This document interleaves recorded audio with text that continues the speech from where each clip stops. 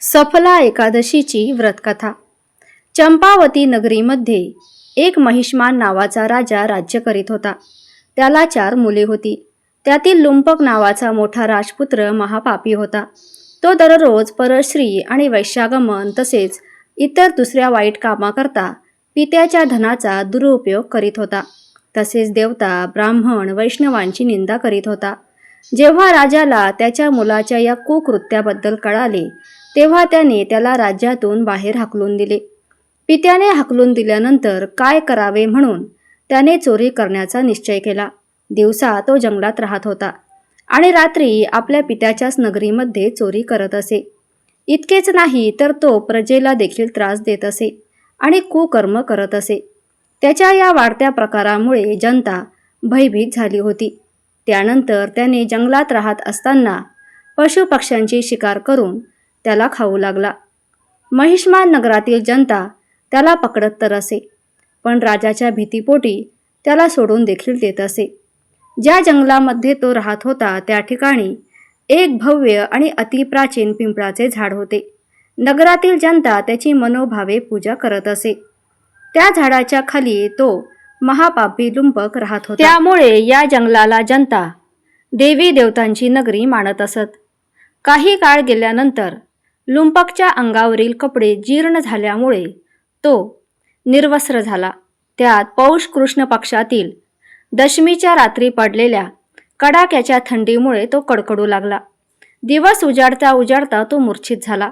दुसऱ्या दिवशी सूर्योदय झाल्यानंतर सूर्याच्या गरमीमुळे त्याला जाग आली.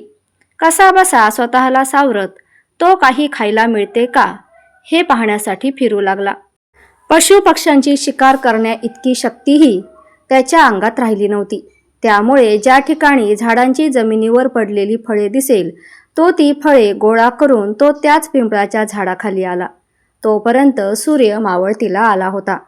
तेव्हा आणलेली फळे त्याने झाडाच्या खाली ठेवली आणि परमेश्वराला प्रार्थना करून ती अर्पण केली.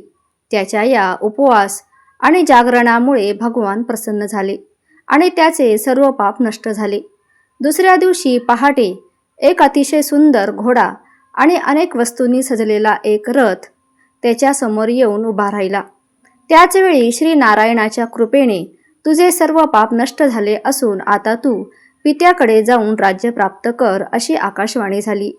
ही वाणी ऐकून तो अत्यंत प्रसन्न झाला आणि दिव्य वस्त्र धारण करून भगवान की जय हो असे म्हणत पित्याकडे गेला आणि पित्यानेही प्रसन्न होऊन संपूर्ण राजपाट त्याला सोपविला आणि धार्मिक कार्याकरता निघून गेला. त्यानंतर चंपावती नगरावर लुंपक राजा राज्य करू लागला. त्याची पत्नी, पुत्र सगळे भगवान नारायणाचे भक्त झाले. वृद्ध झाल्यानंतर लुंपक आपल्या मुलाच्या हाती राज्यकारभार सोपवून तपस्या करण्याकरता जंगलात निघून गेला आणि त्यानंतर तो वैकुंठास गेला. त्यामुळे जो मनुष्य या परमपवित्र एकादशीचे व्रत करतो तेव्हा त्याला शेवटी मुक्ती मिळते आणि जे हे व्रत करत नाहीत ते पशुपेक्षा काही कमी नसतात.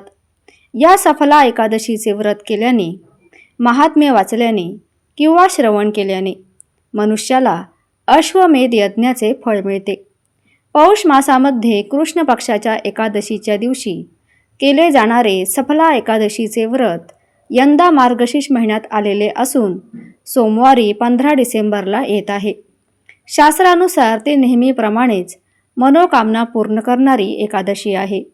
जो व्यक्ती मनोभावे या एकादशीचे व्रत करतो आणि रात्री जागरण करतो त्याला वर्षानुवर्षाचे पुण्य प्राप्त होते. या दिवशी भगवान विष्णूची पूजा अर्चना करा. पहाटे उठून व्रताचा संकल्प करा. दिवसभर निराहार राहून सायंकाळी भगवानाला पिवळे वस्त्र, केळ आणि लाडूचा प्रसाद दाखवावा. सत्यनारायण कथा पाठ करून आरती करावी.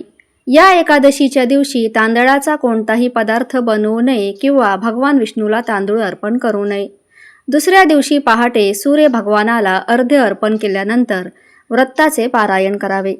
पद्मपुराणात या एकादशीचे वर्णन आढळते. महाराज युधिष्ठिराने सांगितले होते की हे जनार्दन, पौष कृष्ण एकादशीचे काय नाव आहे? त्या दिवशी कोणत्या देवी देवतांचे पूजन केले जाते आणि त्याचा विधी काय आहे? कृपा करून मला सांगा. यावर भक्तवत्सल भगवान श्रीकृष्ण म्हणाले, हे धर्मराज, तुमच्याशी असलेल्या प्रेमपूर्वक संबंधामुळे तुम्हाला सांगतो की एकादशी व्रत व्यतिरिक्त मी अधिकाधिक दक्षिणा देऊन यज्ञ करणाऱ्यांनाही प्रसन्न होत नाही. त्यामुळे तिला अत्यंत भक्तिभाव आणि श्रद्धापूर्वक करा. त्यामुळे हे राजन, तुम्ही द्वादशीयुक्त पौष कृष्ण एकादशीचे महात्म्य एकाग्र चित्ताने ऐका. या एकादशीचे नाव सफला एकादशी आहे. या एकादशीचे देवता श्री नारायण आहेत. अत्यंत विधीपूर्वक या एकादशीचे व्रत केले पाहिजे. ज्याप्रमाणे नागांमध्ये शेषनाग, पक्ष्यांमध्ये गरुड, सर्व ग्रहांमध्ये चंद्र, यज्ञामध्ये अश्वमेध आणि देवतांमध्ये भगवान विष्णू श्रेष्ठ आहे, त्याप्रमाणे सर्व व्रतांमध्ये एकादशीचे व्रत श्रेष्ठ आहे. जो व्यक्ती सदैव एकादशीचे मनपूर्वक व्रत करतो तो मला परमप्रिय आहे. आता या व्रताचा विधी सांगतो, नीट लक्षपूर्वक ऐका. माझी पूजा करण्याकरता ऋतूनुसार फळं, नारळ, लिंबू आणि नैवेद्यासह 16 साहित्य गोळा करा. या साहित्याने पूजा झाल्यानंतर रात्री त्याला ग्रहण करा.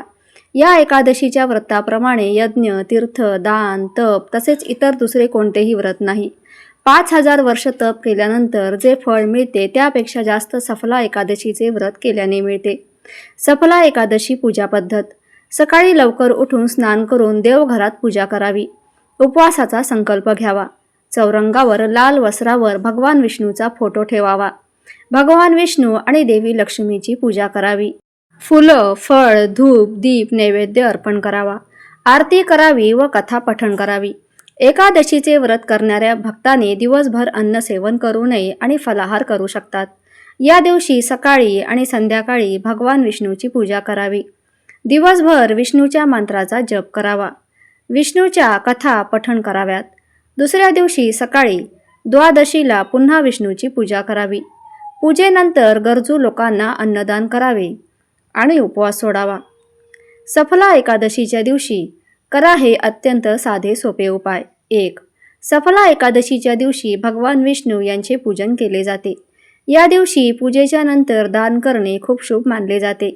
सफला एकादशीच्या दिवशी केळी, केसर अथवा हळदीचे दान केले पाहिजे. त्यामुळे ज्या लोकांना लग्नासाठी अडथळा येत आहे त्यांना या उपायाने फायदा होतो अशी मान्यता आहे. 2.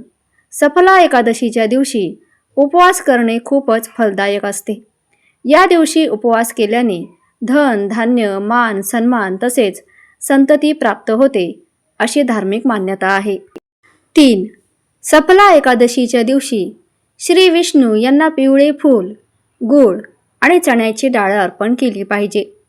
यामुळे श्री विष्णूची कृपा प्राप्त होते आणि कुंडलीमधील ग्रह देखील मजबूत होतात अशी धार्मिक मान्यता आहे. 4.